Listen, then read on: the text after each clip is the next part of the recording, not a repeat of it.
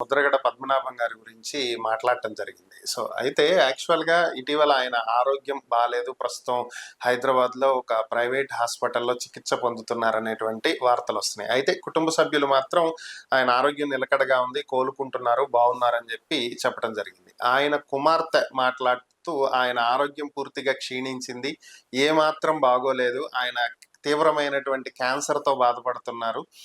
So ఓట్ల కోసం వెళ్ళి ఆయన్ని కలిసినటువంటి జగన్మోహన్ రెడ్డి ఆయన ఈ రకంగా ఇబ్బంది పడుతుంటే కనీసం పరామర్శించటానికి కూడా రాలేదు. ఎందుకని? మీకోసం ఆయన పేరునే మార్చుకున్నటువంటి వ్యక్తికి మీరిచ్చే గౌరవం ఇదా? సాయి కృష్ణ కుటుంబాన్ని పరామర్శించటానికి వెళ్ళారు, ఆ పార్టీ కూడా మా తండ్రి చెయ్యరా అని చెప్పి ఆమె ప్రశ్నించడం జరిగింది. మరి దీన్ని ఎలా చూడాలి? తెలుగు తక్కువతనం అంటాను నేను. చూడమ్మా, ముద్రగడ గారు అనే ఒక టైగర్ని ఆ సాయితో దయించి కంపేర్ చేయి. ఆయన జగన్మోహన్ రెడ్డి గారు వచ్చి పరామర్శిస్తారు, లేదా చంద్రబాబు గారు వచ్చి పరామర్శిస్తారని ఆయన ఆరోగ్యం మీద తెచ్చుకోలేదు. ఓకే, ఆయన స్థాయికి పరామర్శలకి అక్కర్లేదు అనుకునే వ్యక్తి. ఎందుకంటే ఆయన పోరాట పట్టి మలాడు, ఏటికి ఎదురిస్తాడు, పొలస చేపలాడు ఆయన. అలాంటి వ్యక్తికి పరామర్శలు అన్న ఒక అపవాదు దయించి వేయకు. రెండోది, ఆయన ఆరోగ్యం నిజంగా నేను కూడా దేవుణ్ణి వేడుకుంటాను. నాకు చాలా ఇష్టమైన వ్యక్తి అతను. కొన్ని పోరాట స్ఫూర్తులు చాలా. ఇదే జగన్మోహన్ రెడ్డి ముద్రగడ పద్మనాభం గారిని కలిసినప్పుడు నేను ఈ సామాజిక వర్గాన్ని బీసీలో కలపడానికి నేనైతే ఒప్పుకోనని చెప్పిన వ్యక్తి. అలాంటి వ్యక్తికి ఆయన ఆకర్షితుడే ఆయనతో అలైన్ అయ్యాడు. ఎవరు? జగన్మోహన్ రెడ్డి గారు. ఎవరు? ముద్రగడ గారు. అందుకని నేను బీసీలతో కలిపేస్తానని చెప్పి స్టేట్మెంట్ ఇచ్చి నెట్టేట ముంచేసిన దానికి మాట్లాడిన మాటలు నువ్వు మాట్లాడుతున్నావు. కానీ అలా కాదు కదా. The bondage of Jaganmohan Reddy గారు అండ్ ముద్రగడ గారిది వెరీ క్లియర్.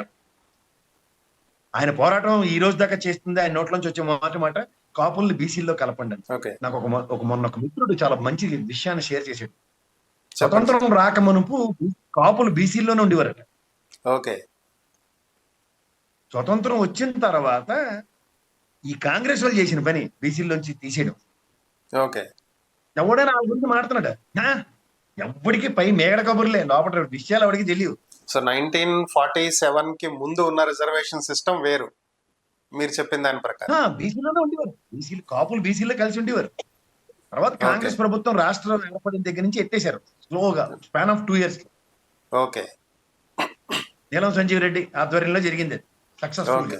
ఓకే, ఇవన్నీ మాట్లాడమంటే అబ్బాబ్బా అచ్చని పచ్చపోసు కబుర్లు చెప్తారు అందరూ. ఆయన పోరాట పట్టిమ కూడా అదే. కలిసి ఉన్న మనల్ని ఎందుకు ఎడగొట్టారు, రిజర్వేషన్ ప్రాతిపదిక నుంచి మేము ఎందుకు తొలగించబడ్డాం, ఇది అవగాహనతో చేయవలసిన మాటలు. ఇవి ఎవరికి అవగాహన ఉండదు. ముద్రగడ గారు నమాయకంగా ఆయన మీద ఆడిపోసేసుకుంటే పని అయిపోద్దాం కాన్సెప్ట్ లోనే ఉంటారు.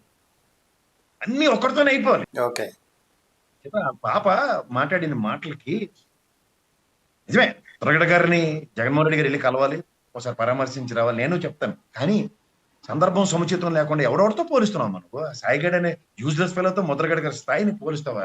చాలా తప్పమ్మా, అది చాలా తప్పది.